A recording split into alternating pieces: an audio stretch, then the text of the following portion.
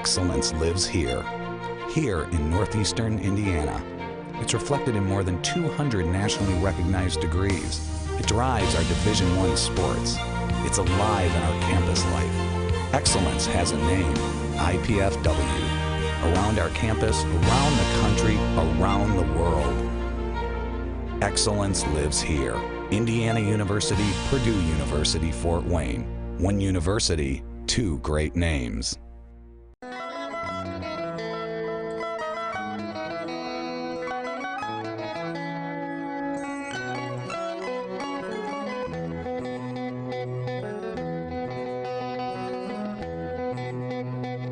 This is Arts Weekly.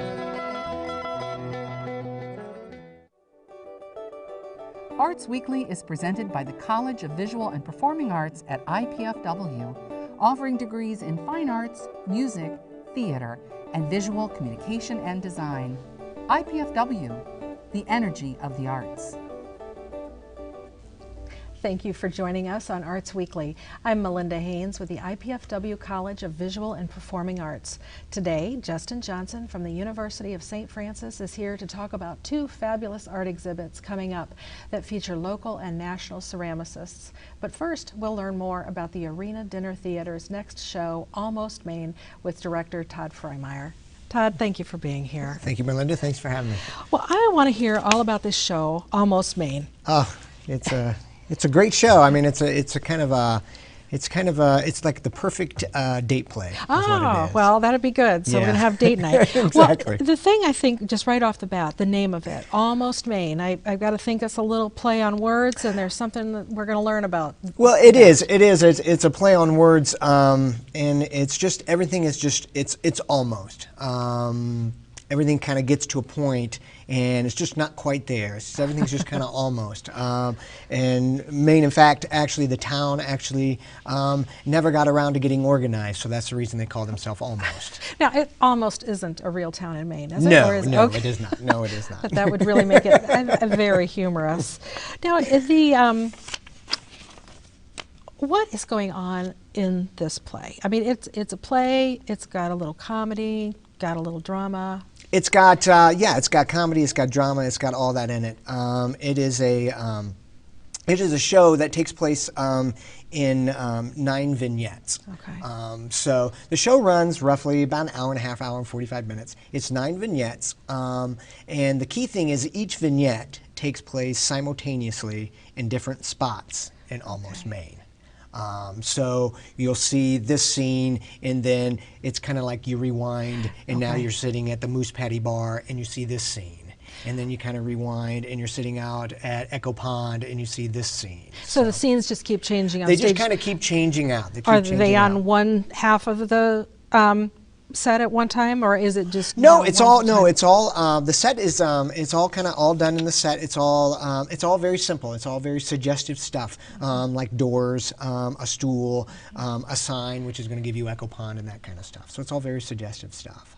So these vignettes that are all going on, is it during the course of an evening or an afternoon? Course of an evening. It's a course of a Friday night at 9 o'clock, precisely 9 o'clock on a Friday night in the middle of winter. So they say about middle of June. So I'm guessing January. if you're saying that this is a good date night show, we have a big love theme going on. There it is. It is. Love kind of runs through the whole gamut.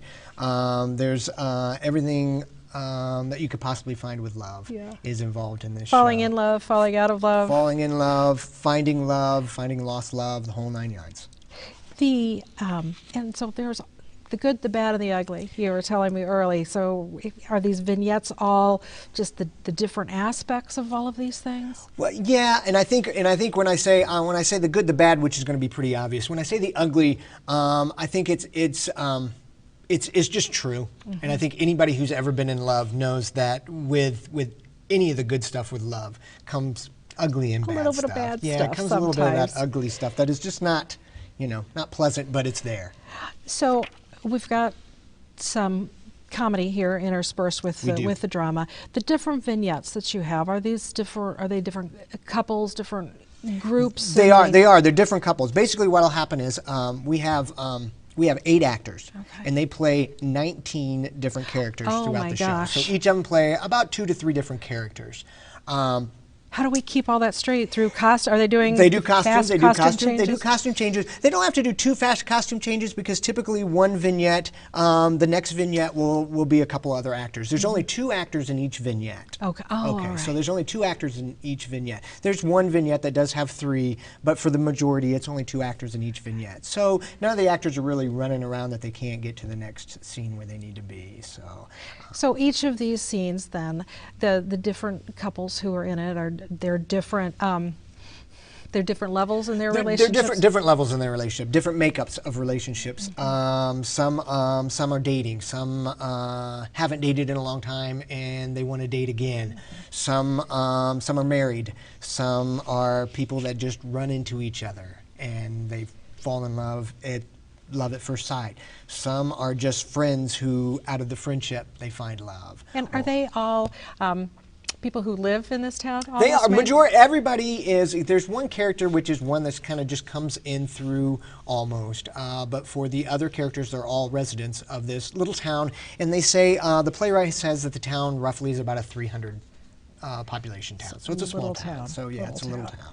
So who are these cast members? It's an ensemble cast. So tell me, what is an ensemble cast and who is in it? Okay.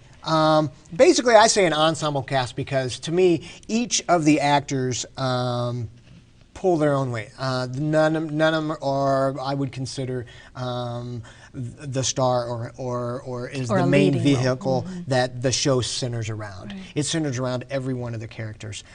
We've got, like I said, I've got 8 wonderful people in it. I've got Lawrence Brown and Tara Cantrell, Carissa Charzan, McKenna Duval, Kevin Knuth, Gloria Minnick, Frank Sims, and Jake Wilhelm. Well, I love Gloria Minnick, especially. I need to come and see her. Well, I know what you told me to tell you hi. she's fabulous.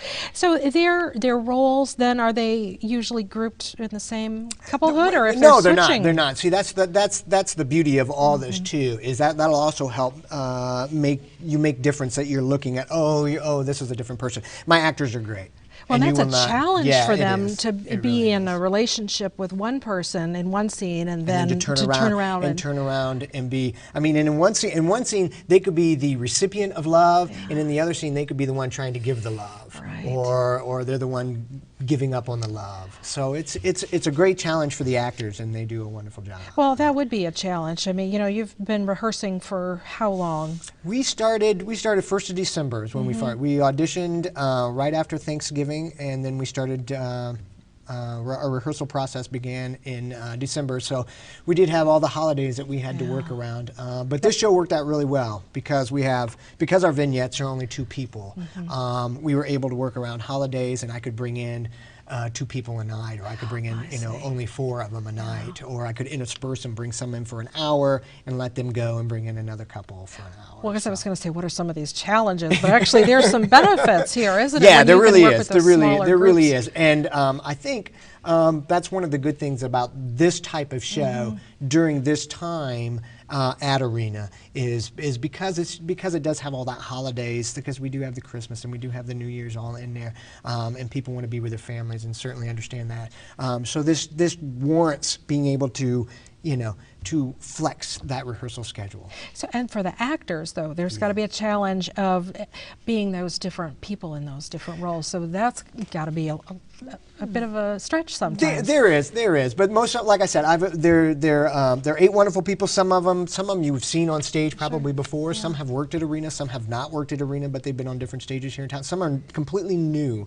But I tell you what, you watch them, you would know that they've never been on stage here for us, because it's wonderful. They're just really wonderful. So we were talking earlier about the set, and you, I think, described it as simple. How does that? What is unique about this set for this show?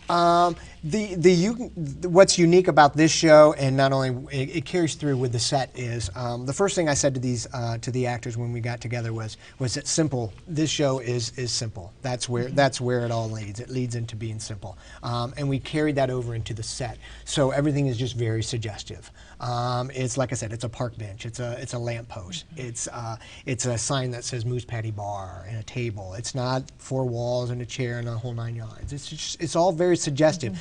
So it doesn't get cluttered. People aren't cluttered worrying about that as they are listening and watching what's going on with the actors. Now, so how does a play get selected for Arena, and who or what committee chose well, they this have one? Arena has a play reading committee. I'm going to say 4. I'm guessing it could be 3 or 4. It's around in there, and they basically read plays throughout the year, and then I do believe they bring them to the board, and then and then everybody kind of votes on it, and they kind of narrow it down. They try to fit what's going to work for that space. Right. So it's got to fit into that space.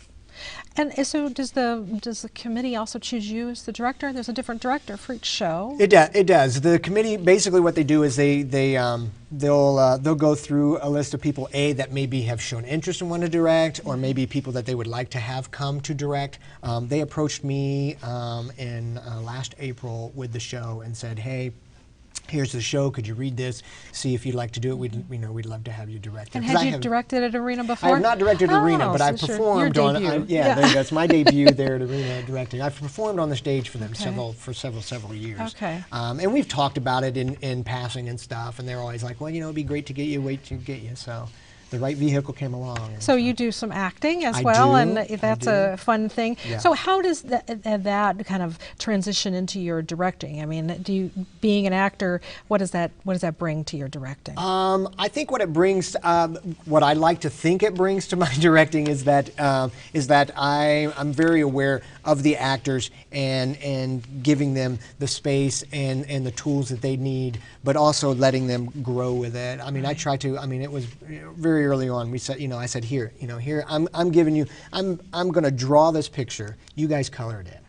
Okay. Well, that gives them a lot of freedom. Exactly. That's terrific. So the play runs when? It starts January 18th? Starts January 18th, which is next week. Starts January 18th. It runs 18th and 19th. And then it'll turn around and it'll run the following weekend after that, which is the 25th and 26th. And then it'll end up on the 1st of February, February 1st and 2nd. So Friday and Saturday. Friday and Saturday nights. Terrific date nights. Yes, absolutely. Yeah, well, that's going to be a wonderful show. Absolutely. Thank you so much for being here. Thank you for having me. Todd. Appreciate it. I can't wait to see it.